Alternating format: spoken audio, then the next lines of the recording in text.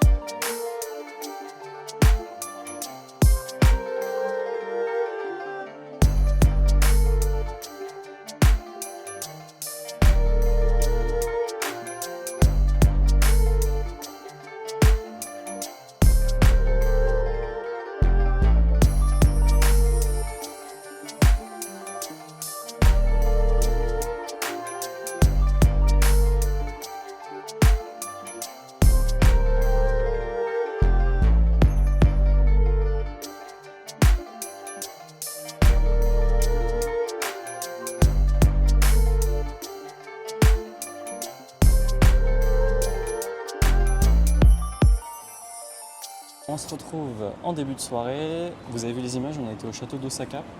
Le château est très sympa d'extérieur, mais d'intérieur ça vaut pas forcément le coup, il n'y a pas grand chose à voir. Et après on a enchaîné avec l'aquarium d'Osaka, j'ai plus le nom exact, mais de toute façon il n'y en a qu'un seul, donc vous ne pouvez pas vous tromper. Ça c'était super chouette, on a adoré. Il est géant pour le coup, donc il y a plein de salles à faire. Et tout est bien amené dans le cheminement. Très thématisé, il y a carrément un bassin avec 2 requins-baleines, enfin c'est dément. On dirige tout droit vers notre restaurant étoilé.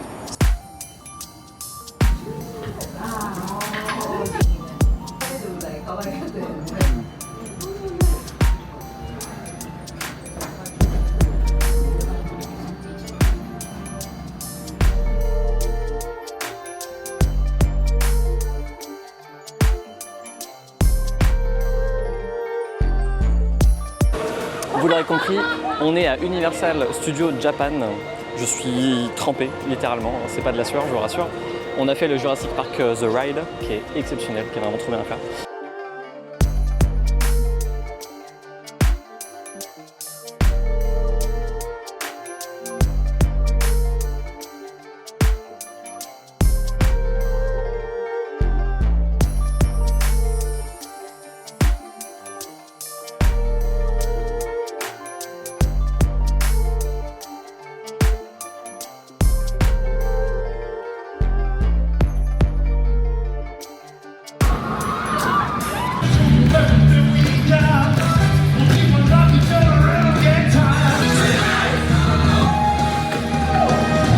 Petit verdict de Universal Studios, puisqu'on en sort, on rentre. C'était très chouette, on a passé un bon moment, mais c'est vrai que les parcs ici sont encore plus blindés que ceux en France. Ouais, c'est infernal.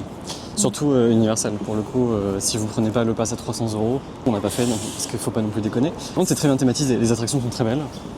Ouais. C'est très propre. Après, juste se balader dans le parc, ça reste sympa. Il y a beaucoup d'offres restauration avec des petits trucs thématisés qui sont très chouettes. La restauration est même meilleure qu'en France. Donc, et beaucoup moins cher aussi. Sympa à faire si vraiment vous êtes très fan et vous avez beaucoup de patience. Ou alors vous avez le pass, et alors là, c'est banco. Mais sinon, vous pouvez passer votre chemin. Bon, globalement. Et ils ne traduisent rien. Enfin, tout est en japonais, quoi. Presque rien n'est traduit en anglais nulle part. Oui, toutes les attractions, c'est pareil que japonais. Donc, bonne chance. Ça, c'est l'entrée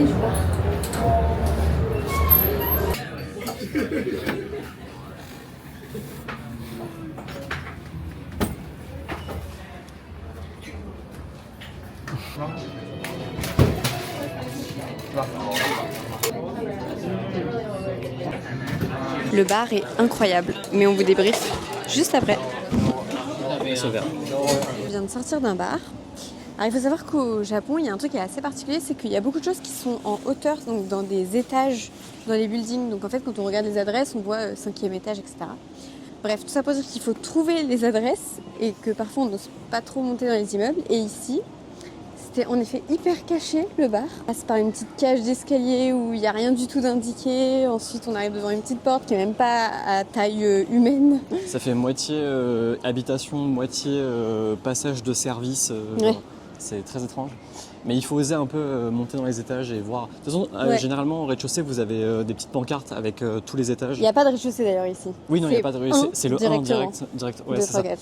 Mais vous avez normalement des petites pancartes avec marqué tous les noms des restaurants ou des bars, etc. Mais en gros, Ouais. c'est un peu comme New York, il y avait vachement ça. Ouais. Il faut, Ouais. faut toujours que tu montes dans les buildings et c'est à chaque étage qu'il y a un restaurant ou un bar ou un truc comme ça. Exactement. Et celui-ci était exceptionnel, franchement. Ouais, pour le bar coup. était très chouette. En fait, il n'y a pas de carte, il n'y a pas de prix, il n'y a rien du tout. On te demande un peu tes goûts, ce que tu as envie d'avoir, etc. Et Les on te fait cocktails que quelque t'aimes chose. bien aussi. Exactement. Et on te fait quelque chose complètement sur mesure sur le moment. Donc c'est une très très bonne expérience pour le coup. Très bonne expérience.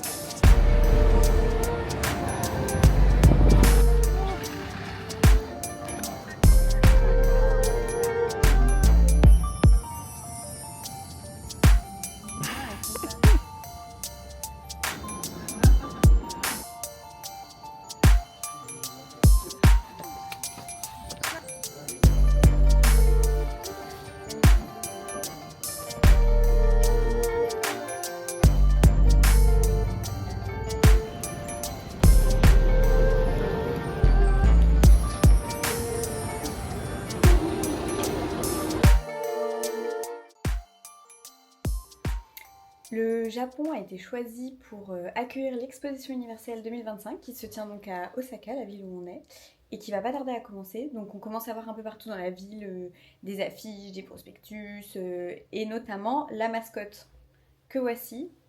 J'ai besoin de votre avis là-dessus. En arrivant, je trouvais que ça ressemblait un peu à un virus. Plus je la vois, plus je la trouve mignonne en vrai, donc ça va. Voilà. Alors il y a un truc dont on vous a pas trop parlé encore, vous avez peut-être entendu le dire, c'est les combini. En gros, c'est des sortes d'épiceries mélangées à des bureaux de tabac, à des postes et à la banque. Vous avez vraiment tout ici, vous pouvez retirer de l'argent, vous pouvez faire vos courses évidemment, acheter un truc sur le pouce pour le manger. Et donc c'est hyper pratique, il y a 3 grandes enseignes ici qui se disputent un peu le marché. Il y a Lawson, il y a Family Mart et il y a 7-Eleven. Il y en a absolument tous les 100 mètres. Par exemple, il y en a une ici, Ouais, Family Mart, et il y en a une juste après. je me déplace vraiment. Il y en a un là-bas, juste au bout de la rue.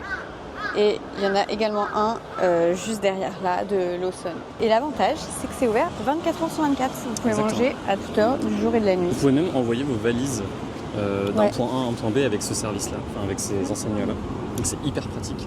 On peut acheter des abonnements. Bien sûr, il y a toujours des vêtements. Tous les trucs de première nécessité. Il y a de la boisson. On a toujours de quoi imprimer n'importe quoi. Je sais pas à quoi sert cette machine-là. Et de quoi retirer de l'argent. Des machines à café, bien sûr, parce qu'il y a des trucs chauds. On peut réchauffer sa nourriture au micro-ondes. Et une offre food assez variée. Et tout est très très bon. Ils ont même des sushis frais à chaque fois. Il y a beau ne pas y avoir de voiture, ici on ne traverse pas quand le passage piéton est rouge. Outre ces fameux combini qui sont présents absolument partout dans le Japon, donc tous les 100 mètres à peu près dans les grandes villes, il y a des distributeurs de tout, de là-bas, il y en a partout. Vous ne pouvez pas mourir de faim ici.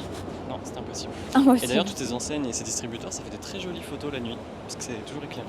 Ouais, toujours un peu lumineux. C'est le petit avis un peu artistique. Et tant qu'on est dans les avantages, il y a toujours soit c'est une petite chaise carrément, soit c'est un petit bac pour poser les sacs. Comme ça, ce n'est jamais par terre. C'est la fin d'Osaka. C'est la fin de cette vidéo, j'espère que ça vous a plu. Arigatou gozaimasu. Arigatou gozaimasu. Ah, c'est trop mignon. C'est la fin de la vidéo sur Osaka. J'espère que ça vous a plu. Avis sur Osaka. D'un autre côté, moi j'ai pas trop aimé Osaka. Je trouvais que c'était. Non, bah faut dire la vérité.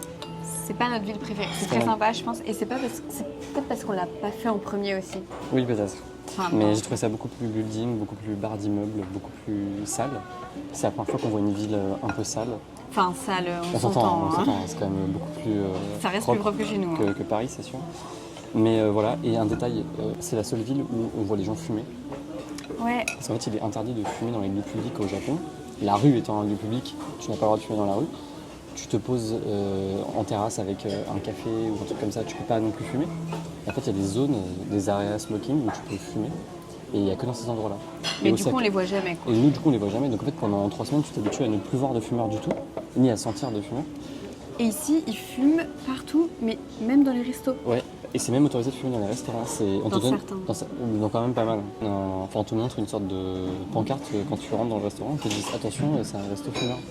Un truc qu'on n'a pas du tout l'habitude de voir en France. Enfin, pour notre génération en tout cas. Et donc voilà, c'est des petits détails qui font que c'est pas non plus le coup de cœur. Après, ça reste très sympa à faire. C'est juste que je pense qu'on l'a peut-être pas fait dans le bon ordre. Enfin, si on avait fait Osaka en premier, Oui, peut-être. ça serait plus ressemblant de ce qu'on connaît déjà. C'est pas notre gros coup de cœur, mais Mais pourquoi pas en vrai ça reste sympa à faire. Il y a beaucoup de trucs à faire pour le coup, parce que ça reste quand même une très très grosse ville. Ouais, c'est pas loin de Kyoto pour ceux qui veulent faire l'aller-retour ou. Enfin, c'est pas très loin. Il y a Nara qui est à côté aussi, qui est à faire. Et voilà, sur ce, on vous laisse et on Donc, vous on retrouve. finit notre repas, on prend notre train et on va à la prochaine destination. Et celle-ci, on la garde secrète, attention.